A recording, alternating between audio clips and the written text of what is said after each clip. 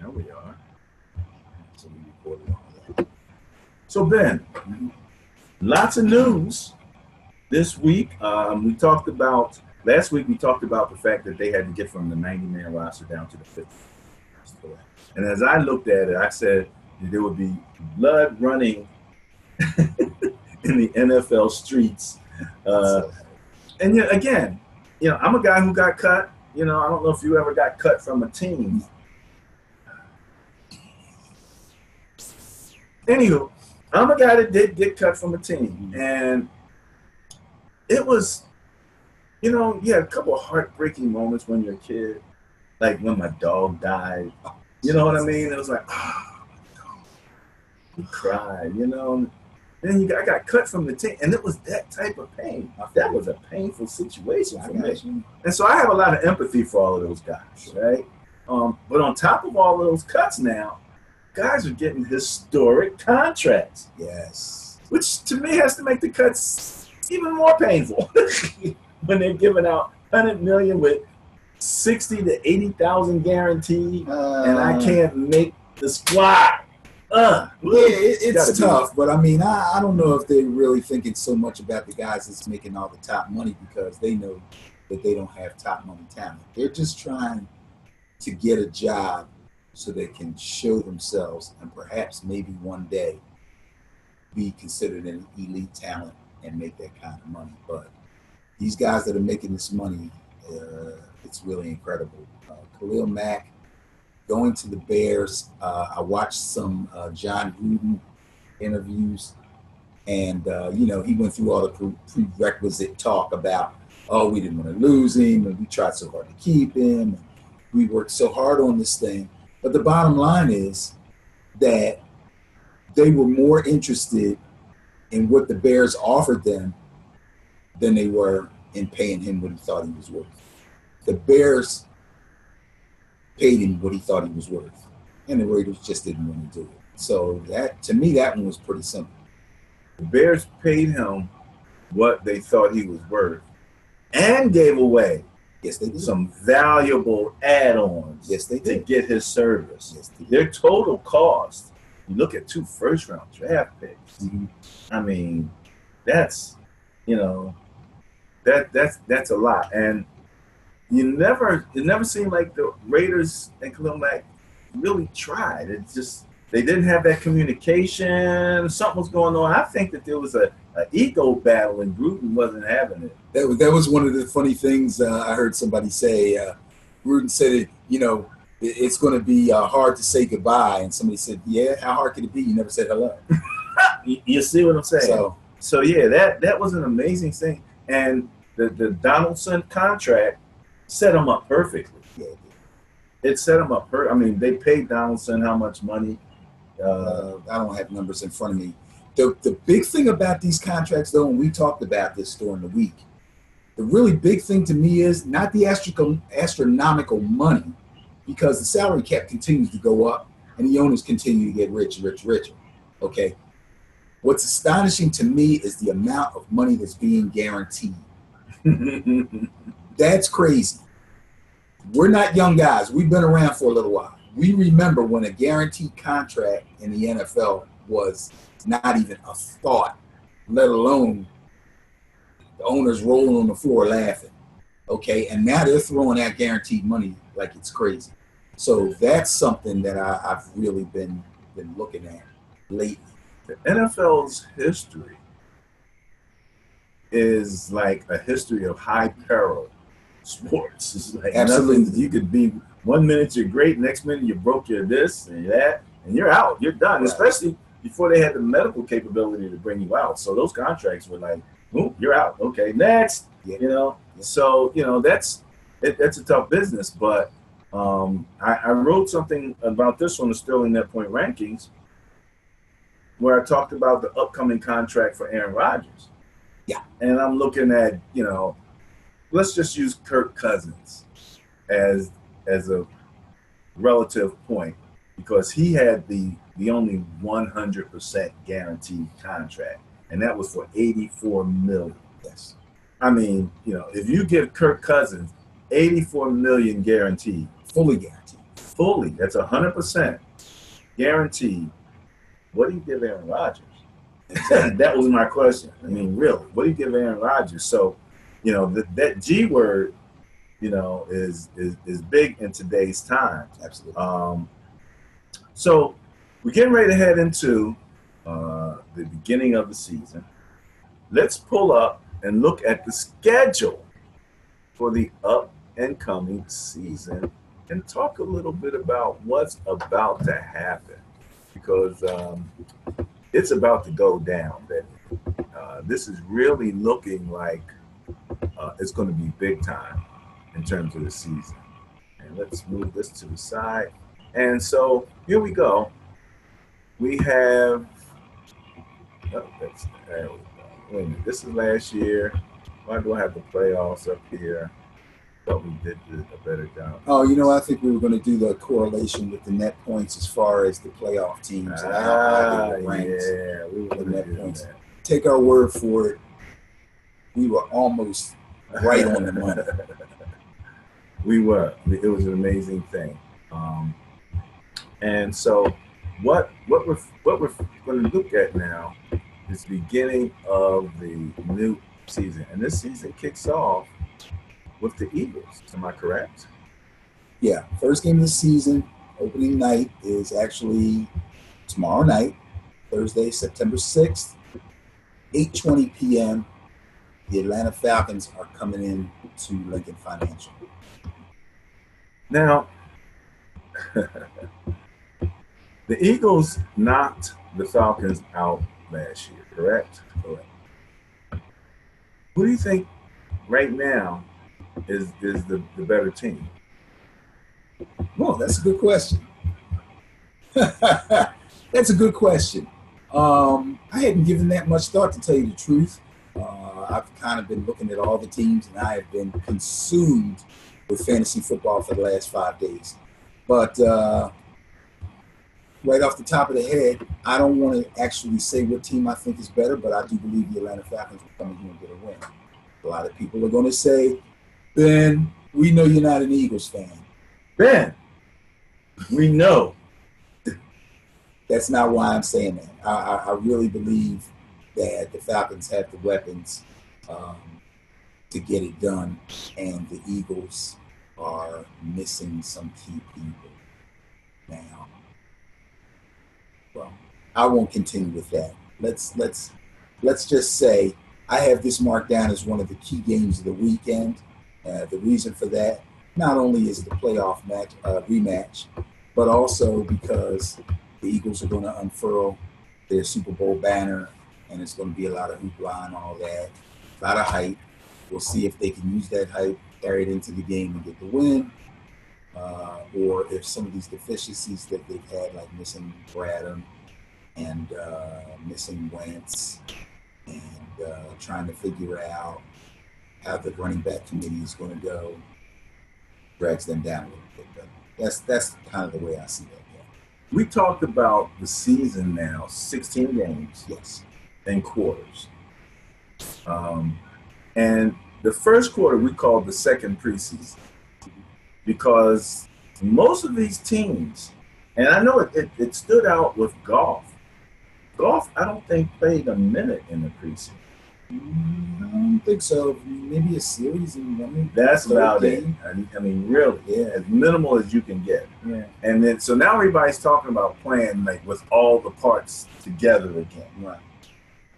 And you've had just enough changes in those parts that it's not exactly what was there last year. Mm-hmm. Mm-hmm. So now we got to tune this engine up a little bit again. We got to get out there, and we got to, now we're hitting for real. People have malice of intent, with us. And so that team and that chemistry has to be reformed, Now the good teams with the better talent, the good coaching, the great systems, they should come together relatively quickly, Right. And the Eagles are probably one of those teams. Yeah. So are the Falcons. Both playoff teams, what was it, a 2-point game last year when the Eagles edged out the Falcons in the playoffs. So they were that close last year. Yeah. Right? Blunt's no longer there. But, I'm a big Blunt guy because I like power runners. You know what I mean? And so I felt as if, last year the Eagles were intimidating when they had Blunt. You know, I mean, you had if you're a linebacker and you got Blunt lined up in there, then you got a brace because it's about to go down.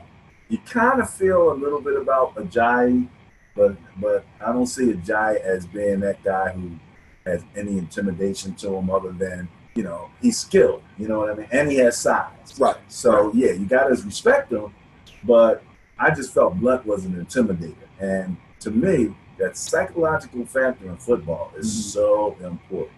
That's what happens in the last few seconds of the game. There's some guys who can master that stress and some guys who can't. So Eagles, Falcons, you think the Eagles are going to take it. The Eagles were the number one team. They were tied last year in net points with the Falcons. So, I'm gonna go with you on that. I can't argue too much, but we shall see. You got a slew of Sunday games at 1:00. And let's see here. Bills at Ravens, Jaguars at Giants. Wait, let's talk about the Giants for a minute. Yeah. First of all, the Bills are coming in with what? Nate Peterman at quarterback now? Yeah, I don't think that's okay. Okay. So you're not expecting much of a sorry, game. Bills fans out Bills there. fans just disrespected you completely. I mean, okay. No, I'm sorry. If we're going to go down the schedule and we're going to talk a little bit about each one or maybe some highlight of each one or a reason to watch each one, then yeah, I would say the Nate Peterman to Kelvin Benjamin connection needs to be looked at, as well as where is Shady McCoy's head at right now. Those are the two things that I would look for from the Bills. But I believe that the Ravens defense, although it's not what it used to be, will be good enough, especially at home, to handle anything that the Bills have. Excellent. That's all I got to say about that. Jaguars, Giants. Giant. What do you say, man? This is the one that I also have marked down as a key game. Key game Giants for a couple of reasons. Number one, Saquon and Odell versus the Jaguar defense. Saquon, the gift. Who would not want to watch this? Not only do you want to see what Saquon's really got, but we've gone a whole year without OBJ. And that's not just speaking as a Giants fan. Everybody loves him on the field anyway, right? Now they're back together. Can Eli have a resurgence? Is Saquon really the gift that we hope that he is? Did Odell lose anything? These are big questions. And who better to go against than arguably the number one defense in the league? That game's got to be watched. Oh, man, that is going to be a fun game. Let's move to the Buccaneers and the Saints. So the Bucs are coming in without famous Jameis. Famous Jameis, right? Yeah. He's on a 4-game suspension. Yeah, he's famous for other things other than football. And this is a division matchup. Am I correct? Yes, you are correct. Saints, Drew Brees. Who did the Saints add that you think make a difference? Anybody to their team? I think they made some additions on defense, and I think they're going to be positive additions. And I believe that, excuse me, their defense, and this will be proven by the net point power rankings, that their defense will be better this year and will serve them well in the net point power rankings. I also believe that defense, because we already know what Kamara and Brees and Thomas bring to the table, and also at home, will be more than enough to handle the Buccaneers, especially without Jameis Winston. Their defense was better last year anyway. They did improve last year anyway, correct? They came in at 10th in points given up. And if you watch the Saints over a number of years, you'll know they probably – the only year they've been anywhere near that was probably the Super Bowl year. Yeah, so they're definitely a better team, and I would favor them, especially at home. Texans, Patriots, last year, Deshaun showed out. And he's back. And from what I've heard, he hasn't lost a step. And J.J. Watt's back 100%. J.J. Watt's back. And Clowney's 100%. They are a team that can be really good, or they have been really bad at certain points. And Deshaun Watson, it was a picture of that last year because the point differential with him and without him really went south big time. The problem with the Texans is they're close to it, but they're still not a complete team. So they're very star reliant. When their stars are all there and their stars are all playing well, they carry them, even though they have certain weaknesses here and there. But they didn't have star quarterbacks up to this. No, I'm talking about the team since they've drafted Deshaun. Because that's when JJ went down. That's when, Deshaun got hurt. And you saw the big difference. Hopkins was still there, but he couldn't carry him with lesser quarterbacks. The reason that I said all the great things about the Texans players is you can look at the Patriots and go, oh, Edelman's not around. Oh, Brady's another year older. Ooh, does Gronk still have it? Ooh, as a matter of fact, can I name 3 Patriots receivers? Chris Hogan. Oh, dear. I say the Texans go up to Foxborough and hand them boys a loss. Well, at the end of the season last year, the Texans were 28th in net points. They were minus 98 net points. That's low. They're on the minus side. That's not good. We talked about it. They were 17th in scoring. A lot of that residual from when Deshaun was there. Yes. Because, again, that's gross. Surprisingly, they were last in defense. They gave up the most points, 436 points. And that killed them in the rankings. Well, that you can't be last in defense and be high in rank. I don't care if you are, especially if you're middle of the road on offense. Right, 17th is middle of the road on offense. Is middle of the road. So, the one thing we know about the Patriots is that they maintain certain and so we'll see. This will be a test for Sean. The Patriots look like they might be a bit vulnerable right now, but that Brady the Gronk connection makes up for a lot of ills on offense. Their defense got better over the year last year. They really started out looking poorly on defense, but then their defense got better. Kind of like a couple of seasons before, the Falcons' defense was looking really bad in the first 8 games, and by the second 8 games, they made a run. They made a crazy run defensively, and again, most people, the average fan, watches a team go on a win streak or a lose streak. But with the net point power rankings, we watch offensive and defensive streaks, and you could see them climbing. Oh man! And boosting their entire net points in total, but it was the defensive points that had them really climbing. They were consistent offensively, but as their defense gave up less and less points, their differential improved tremendously. But they are at the Patriots, so this will be a great test. Now, Niners Vikings, baby.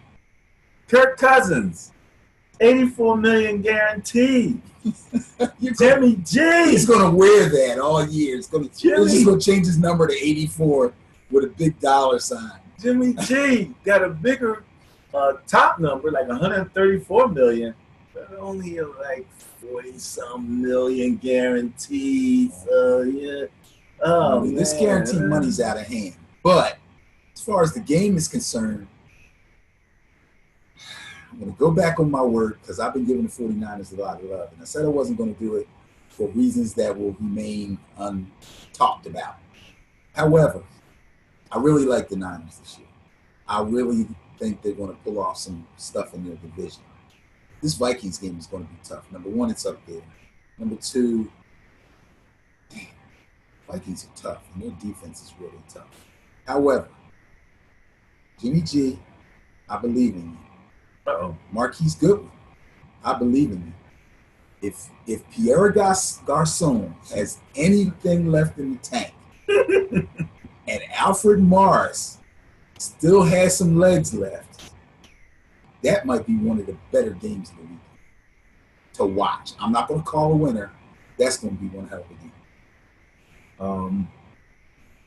As a matter of fact, I agree with you. I think we got at least a 50%, 50-50 shot I believe these so. guys. I think you do. And the whole Kirk Cousins phenomenon in Minnesota is going to unfold. And whether or not my berating of him is going to hold up over on this thing. But long story short, great game. Titans, Dolphins.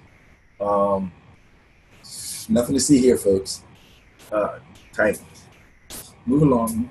No, I'm just kidding. I'm going with the Titans. You're going with the Titans in Miami? You know, Miami Dolphins are a weird team. Tannehill's back. We got to give him a shot. We got to give him a look.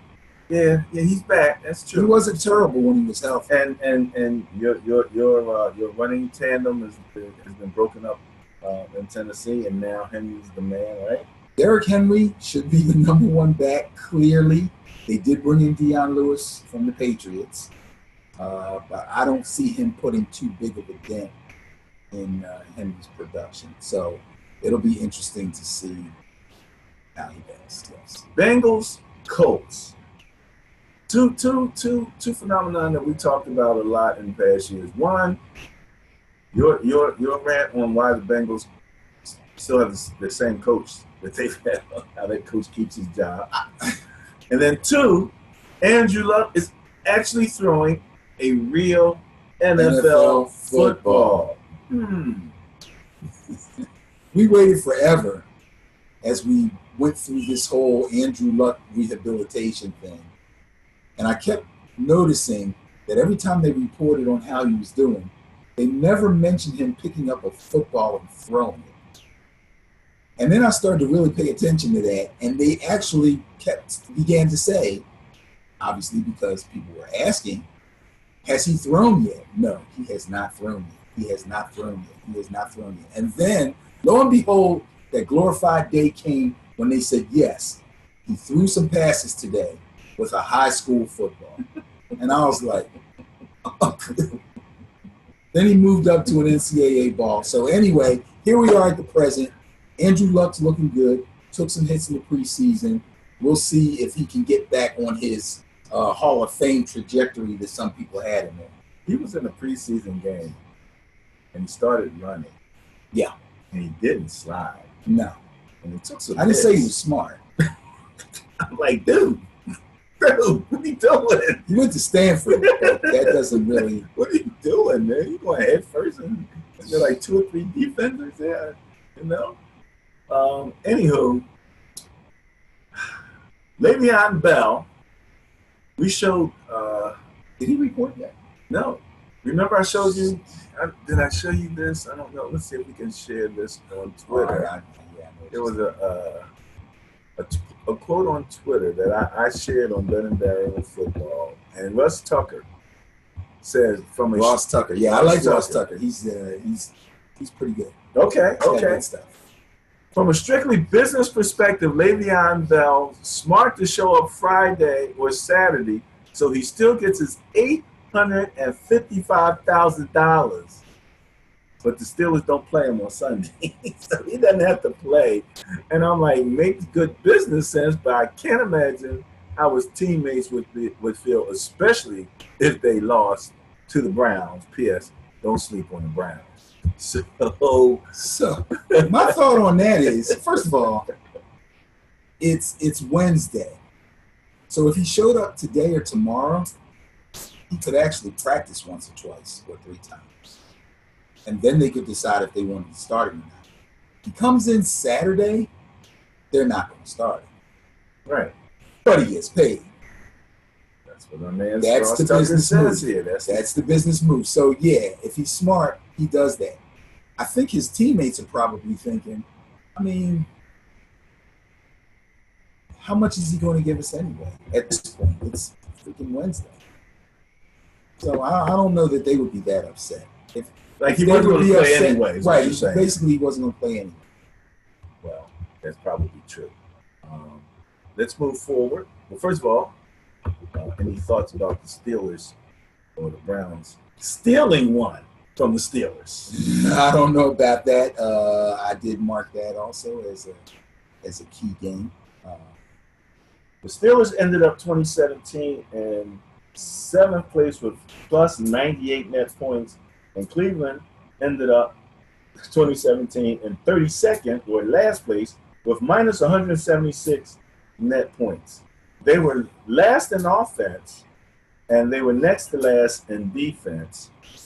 And I've been saying all along that they have the potential to be the next Jaguars, a team that lost and lost and lost and collected first rounders and first rounders and first rounders. And then one day you looked up and they had talent across the board on that. And it's just a matter of now, could they come together as a team and really begin to function? You have Tyrod, what's Tyrod's last name? Tyrod Taylor now coming in. So you got a somewhat seasoned quarterback, if not a quarterback that has taken his team to the heights of the playoffs and on a constant basis and things of that nature. So he's got some things to prove, and he better prove them because he's got the first round, the number 1 draft pick coming off the bench behind him in Baker Mayfield, who I thought had a really good preseason. Mm-hmm. And, I don't know if he's ready. I wouldn't have thrown him in there at the Wolves yet. I would have let him marinate a little bit more, kind of like they're doing. But again, a guy who walked on in college, 2 big-time programs. Yeah. This guy is not afraid of a challenge. I don't care how big it is. Well, as far as Baker Mayfield is concerned, the whole idea of him competing for the number 1 job was kind of put to rest by Hugh Jackson, the head coach, early on. It helps his case. It helps Hugh Jackson's case that even though Mayfield has played well in the preseason, Tyrod's played well too. It'd be different if Tyrod was stinging it up and Baker played well. Then Hugh would have to go, I don't know. Okay, but right now things seem to be falling in place for him with his plan. Now what we're going to see is the first game of either an improved Cleveland Browns. Let me start over. A much improved Cleveland Browns, an improved Cleveland Browns, or the same old Cleveland Browns, okay? Improved or much improved may be enough to keep the coach's job. If we get same old Cleveland Browns, Hugh Jackson's going to be on the unemployment line, period. Before the end of the season, you think? I don't know. The different owners have different philosophies about firing coaches during the season or waiting until the season ends. So I don't know about that. From watching Hard Knocks, it seems like that owner and him have a really good relationship. I doubt that he would fire him during the season. But, I mean, I think they're going to get past the Steelers. Stinky is as stinky does. Do I think they're going to beat the Steelers? No. Bottom line.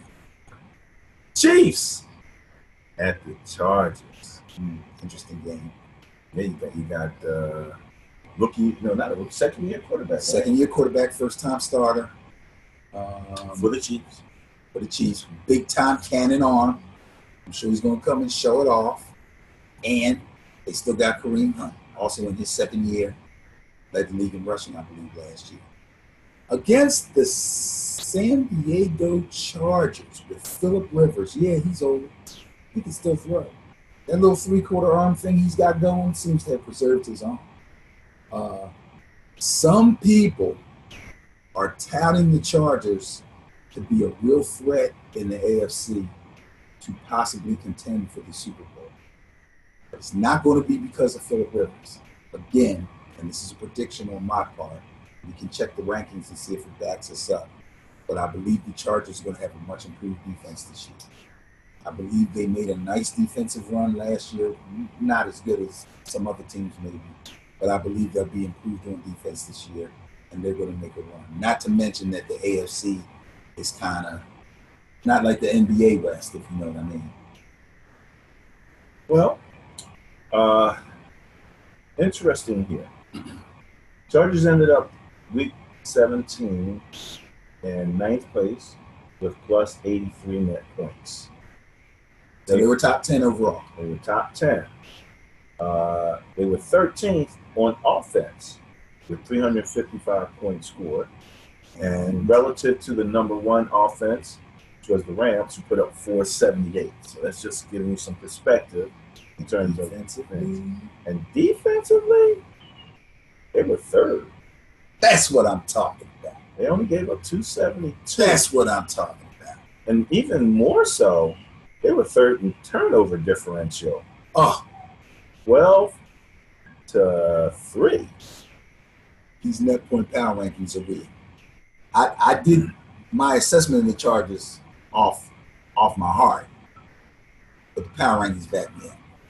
So those are the numbers, and I don't know if I can say, well, again, can't say the Chiefs are that much better because they have a new quarterback now because all that's going to be brought together. But that'll be a very interesting game, worth watching. Absolutely. So we kick off the 4:25 time frame with the Seahawks and the Broncos. Now, as a Niner fan, Seahawks, that's a division opponent. We've now got Sherman on our team. He used to be a Seahawks guy, and there's been so much conversation as if the Seahawks were disintegrating. And I can tell you just from Madden, that's not true. Okay. Because they still got some players. They have the Twins now. Okay. Yes. And I think that they actually are my NFC sleeper team. Because, again, you got Russell Wilson. And Russell Wilson carries a little bit of magic with him. Absolutely. That's the bottom line. He carries a little bit of magic with him.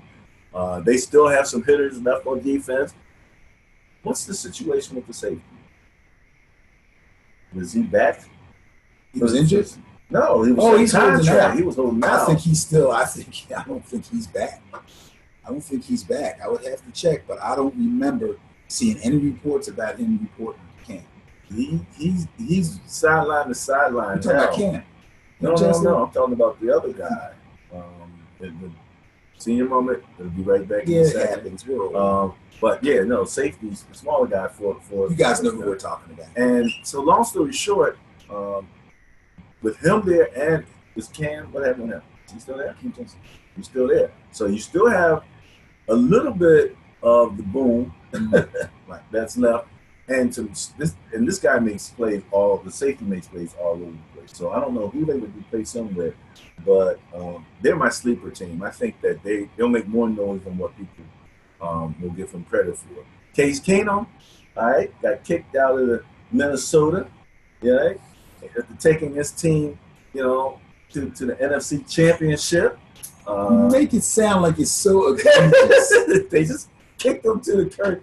You win. You do all of this, and it's all brother kumbaya stuff. And the next thing you know, you're out the door, buddy. There's always two ways of looking at things. We got another mediocre quarterback we're going to pay guaranteed $84 million to, and you got it, and you're out of here. There's always two ways of looking at things, man. You could say we bring in Case Keenum, and all of a sudden, but I'm not the only one. We're right knocking on the door of the Super Bowl, or you can say our team was knocking on the Super Bowl, dragging Case Keenum along, so he's the starting quarterback is the missing link. I'm not saying that's what I think, because I know that's not your opinion. I'm saying there's two ways of looking at it, and that's one way. That's all. So now your opinion is very valid, and I believe most Viking fans probably feel the same way. The Vikings there was nothing wrong with him. In net points last year. Right. So they're going to say there was nothing wrong with him. Only 32 points off the top two teams. Okay? Yeah. The Vikings, offensively, were 10th. Okay. They were 10th last year. They did lose their starting running back. They lost their starting running back. Okay. They had a two-man committee that was still pretty effective. But they put up 382 points. Okay. Again, about 100 points, about 90-some points. Less than the Rams, which were way up there. I mean, the Rams were 20 points ahead of the Patriots on offense at 478. And on defense, numero uno, baby, only giving up 252 points as the number one team giving up points. And so they had the defense.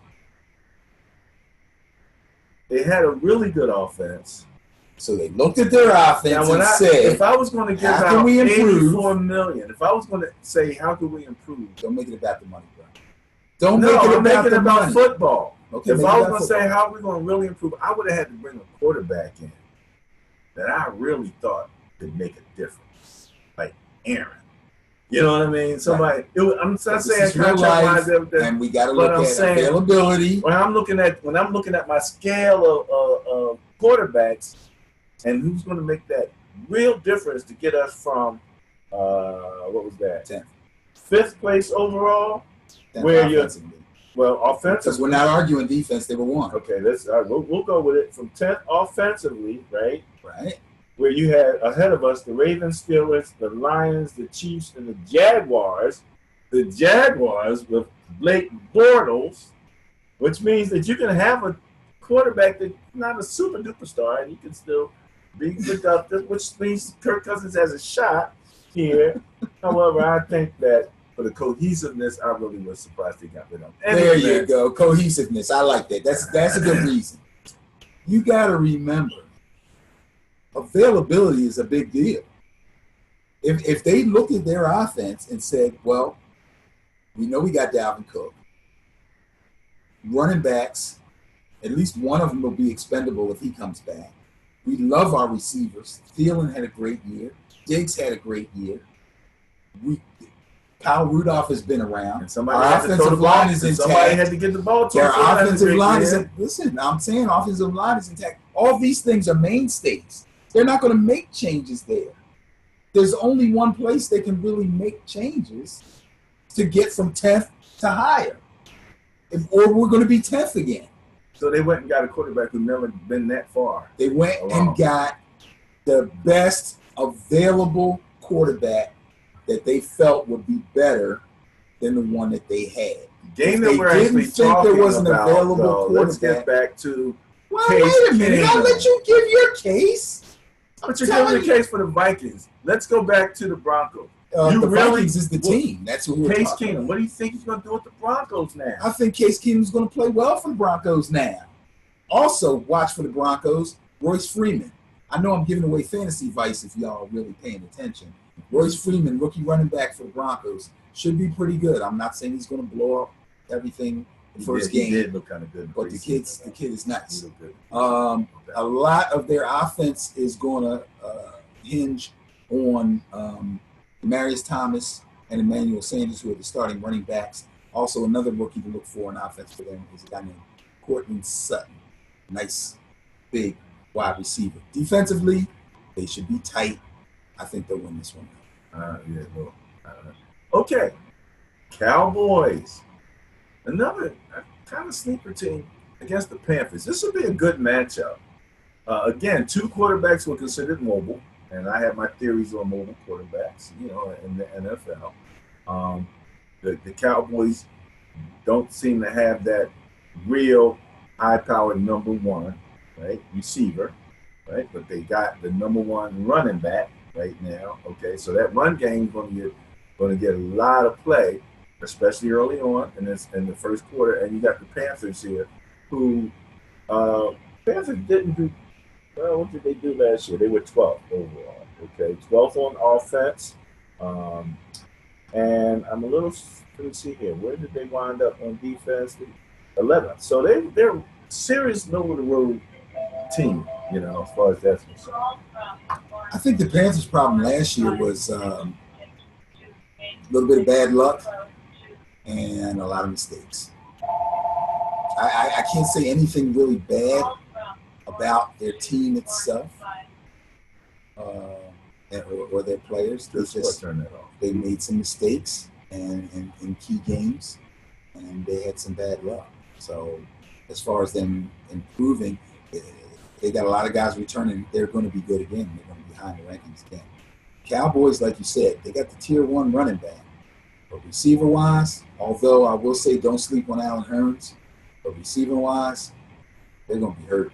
They better hope that O-line is intact.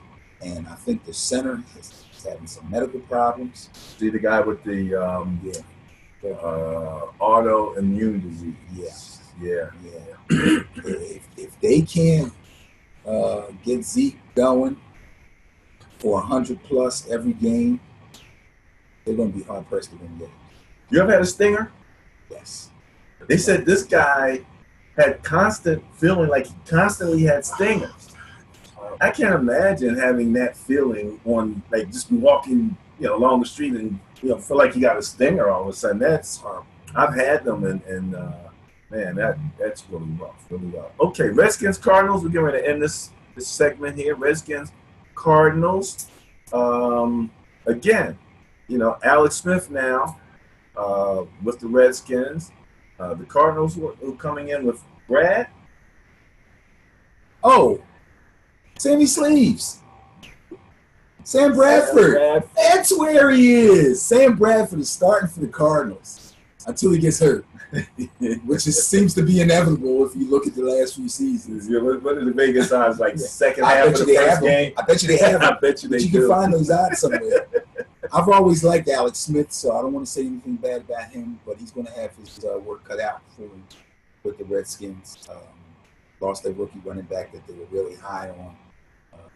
Yeah. That's one of the tragedies of the preseason. Yeah. When you come in, you're all ready to go, and then you have a season-ending injury. But they did bring in AD. They did. Some people call him AP, but if you've been following him since high school like me, his nickname is AD. All day. All day. All day. Okay, now I don't know if he can go all day anymore, but we'll see. Or if he can do more than 3 yards. 3 yards to carry all day. 3 yards to carry ain't going to get it. Ain't going to get it. But as usual, they say he's in top condition. He has his own conditioning club in Texas there, so he's in the business now. So all the best for them. That should be a good game. I would be remiss if I didn't mention David Johnson is back. People have forgotten about him. He broke his wrist. There's nothing wrong with his legs. Here we go. Yeah, he basically really embarrassed my Niners lad in the early part of the season. Awesome. The guy is so skilled and he runs with fluidity, power, shiftiness. Yeah. He got hands to catch the ball. He's got it. He's a problem. He's a problem. The 8:20 Sunday night game. Coming out party. Classic matchup. With Khalil Mack and the Bears. Can we say that now? Khalil Mack and the Bears. Instead of Mitchell Trubisky and the Bears, we'll now say Khalil Mack and the Bears. Yeah, I think that's safe. Aaron Rodgers and the Packers. When Kaepernick was with the Niners, I used to call him CK. And they was young, so I would call him CK and the Capper Kids. Anyway, Aaron Rodgers, Bears. Well, hopefully, Khalil Mack didn't get his hands on Aaron. That could be the end. I think Khalil will play well. I think he'll. You think he'll play first of all because he hadn't done anything. He was in some workouts. They showed him. He didn't play in preseason games at all for anybody. Right. But he did get in some practice time. He did get in some workouts. I'm sure he's been in the film room and all that stuff. Did he actually practice with the Raiders? No, with the Bears. Oh, with the Bears. Yeah, because when was this trade made? 2 days ago? Over the weekend? Okay. So it is defense. Yeah, he showed up right away. Yeah, it is defense. They took the pictures with the jersey and everything, and then he was in there. He was in there. Keep it basic, like, okay, well, get him. Yeah, pretty much. Yeah, I mean, let's face it. Number one, he's a pass rusher. Right. You know what he does. And they got Aaron Rodgers, so get him. Yeah, exactly. That won't be too hard. That won't be too hard. And they're going to be in Green Bay. It's still warm outside, so it's not going to be one of those cold games. Won't be a frozen tundra. Won't be a frozen tundra or anything. But, any team with Aaron Rodgers has to be favored there. Absolutely. I would think so. And the Bears weren't really high. I think they were pretty low. I see them here as 29th in offense last year. So they've got some challenges ahead of them in terms of really being real quick, revamped wide receiver core. May or may not pay off for them, but if there's any pluses, they got to revamp receiver core. They have the tight end from the Eagles, right? Yes, they got touchdown pass. They got through the Philly. Okay. Monday night doubleheader, baby. Monday night doubleheader. Jets. Jets. And the debut of Sam Darnold. Is he the only rookie quarterback that's actually starting? I believe he is. And I also believe he broke some record as the youngest guy to ever start. I think so. Okay. But besides that, a lot of people were saying that Sam Darnold should have been the number one pick in the draft, that the Bears should have taken him, and if they didn't, because some people predicted they would take Saquon, that the Giants should take him. And people are still saying that the Giants made a huge mistake taking him. Well, the Jets got him. They're going to throw him in the fire. And we'll see what he's made of. He's still in New York. Yeah, he's still in New York anyway. He's still in New York. So we'll see what he's made of. And the Lions. I don't know. Let's check the rankings on the Lions. As far as I know, they're pretty much bringing back basically the same team. They did get a rookie running back kind of high. I think his name is Kerryon Johnson. But from what I've heard, he hasn't made a whole lot of noise. So their running back by committee thing is going to continue. It hasn't really served them well over the past couple of seasons. I really believe that they need somebody to actually step forward and become a lead back. Now, this is a weird, this is something weird here going on with the Detroit Lions. Number one, they were 13th overall in net points. Okay. Plus 34. Not terrible. A step up. Matter of fact, they were between the Panthers and the Seahawks. Okay. On offense, relative they were 7th. They put up 410 points. Again, relative Matthew to the Stafford, number one Golden team. Tate, Marvin Jones. Always Jr. like Golden Tate. Oh, Golden Tate's just a gamer. Well, you know? he led the league in receptions up there. He's a gamer, man. And once he gets his hands on the ball, he's running. Yeah. He's definitely got rat yardage going for him. Yeah. However, 21st defensively, giving up 376 points. That hurts, and that's going to have to improve.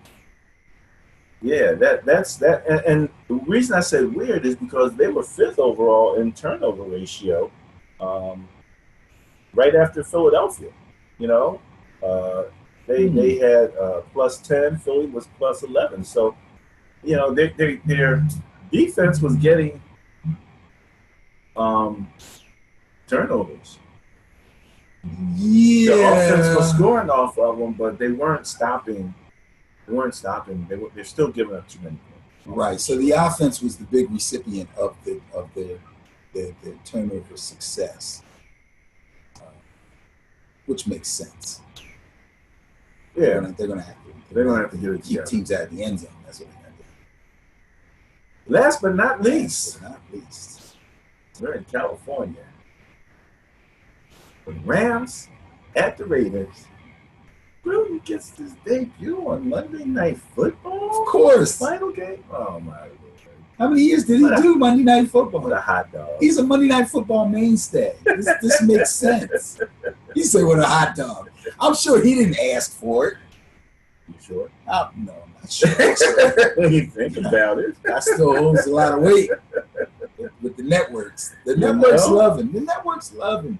So, you know, Chucky's back on the sideline, folks. But the reason I'm watching this game is to see what the Rams really look like. Are they going to be the powerhouse that people are predicting them to be on both sides of the ball?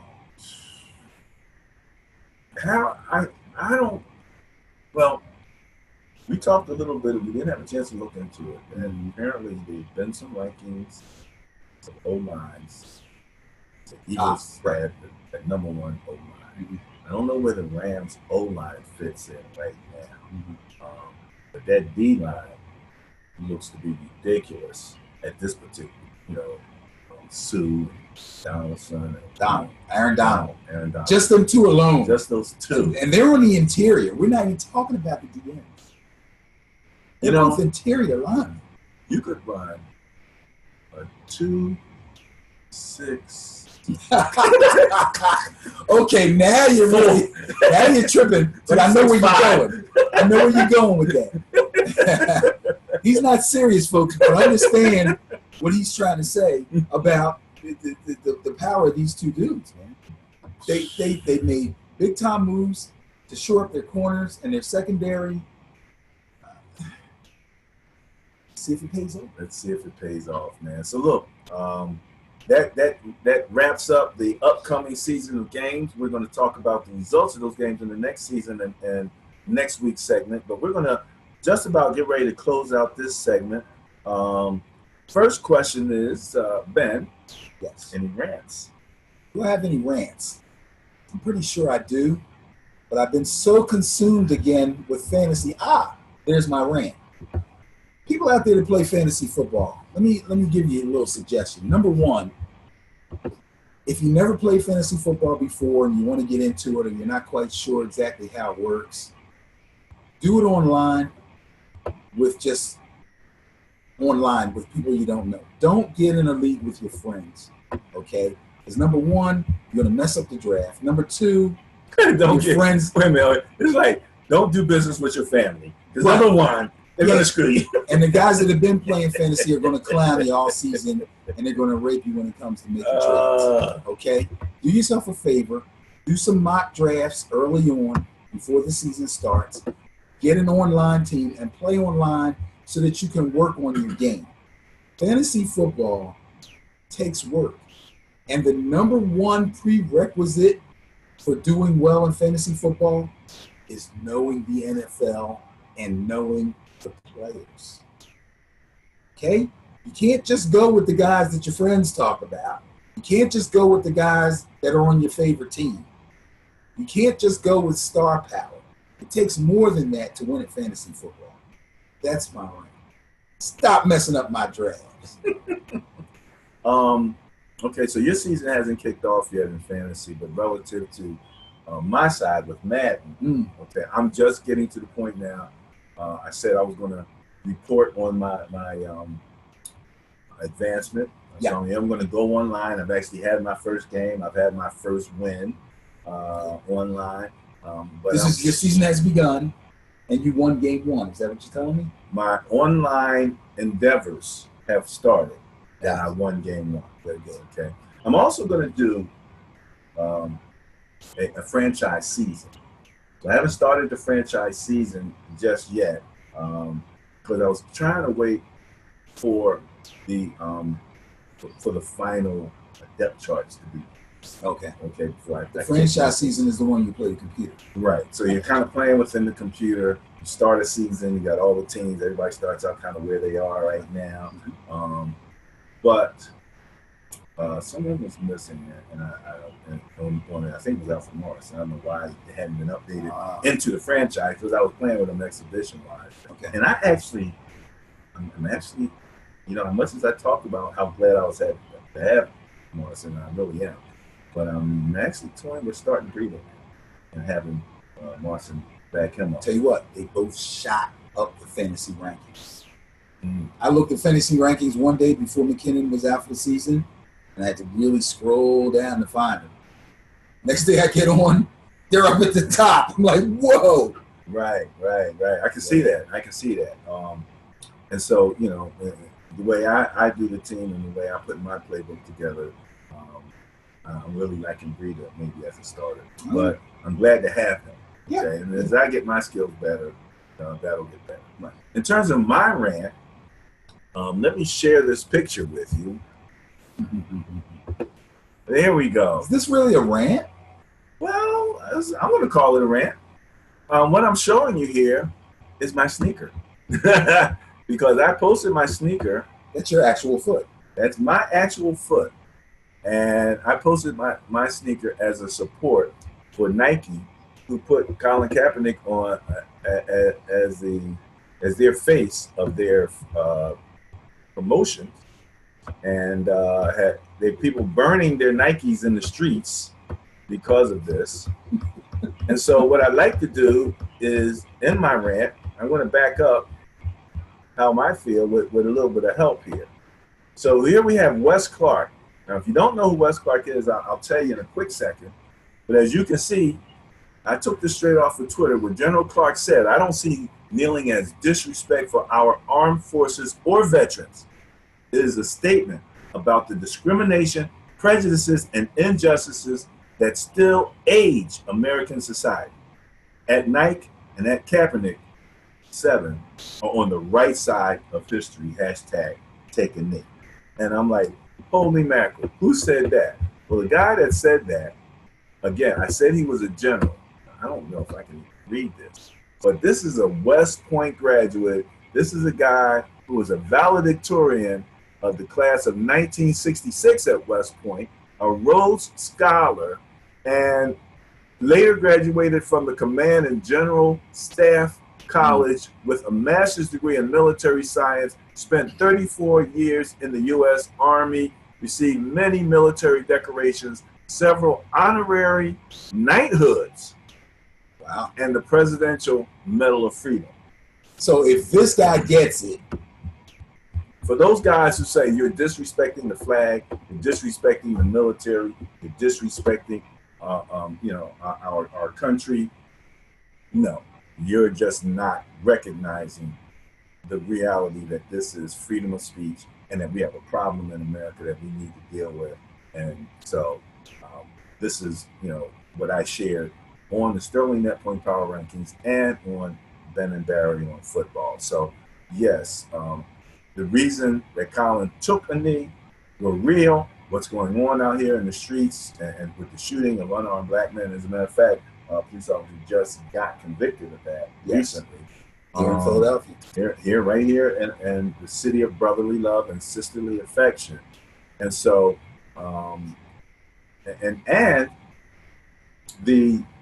his court case has moved forward, okay, where he's suing the NFL for collusion. And Eric Reid's part of that also, because Eric Reid, one of the top safeties as far as I was concerned in the league, can't get a job all of a sudden. It's funny that people try to even go with this excuse that, well, Kaepernick, was he really that good? I mean, Eric Reid was a top-tier safety.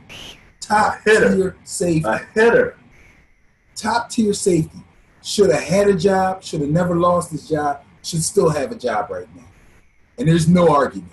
No argument. You can talk about Kaepernick's stats and this and that and the other. No argument on Eric Reid. But I don't think you really want to, if they were trying to talk against Kaepernick. No, it was a losing argument. I'm just saying. Oh, no doubt. And because they had like a little down season. And I don't know where it was. But it was on Twitter, but someone actually posted his stats. And no, this is what they posted. They posted a list of all of the quarterbacks who got signed and compared. There was no comparison. You don't even know who these guys are. And I do want to just have a quick moment of silence. Again, the mass shooting at the Madden tournament. We don't have this kind of stuff in Madden. We don't even, the gaming industry has changed now, because before everybody was home and online playing each other, except where, we would get together as a group over somebody's house and play Madden and do all of that kind of stuff. But now people come out, buy tickets to go see people just to watch. Some of these guys that are competing, one guy that got killed was actually making $80,000 a year playing video games. I mean, I can't even imagine that at this particular point. So, I guess, again, a moment of silence relative to that. So we're getting ready to wrap up. We just want to do a quick review. You can find Ben and Barry on football. You can find us on Facebook. You can find us on Twitter. And you now, because we have put up our introductory video, can find us on YouTube. We're part of the search engine now. And so you can get to us from YouTube easily by clicking on the link right there on our Facebook page. And we're going to be putting up this video and many more in the very near future.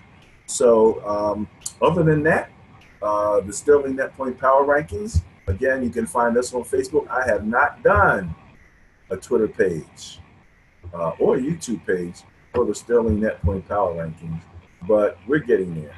So it's all about football, and that's what we're all about. All right, Benny, that's about it. We're done. I see nothing else that we're going to talk about unless you have a comment, a question, or a concern. Are you ready for some football? Most wonderful time of the year. I would start saying it. No, please don't. Thanks, though. All right. Signing off. Ben and Barry on football.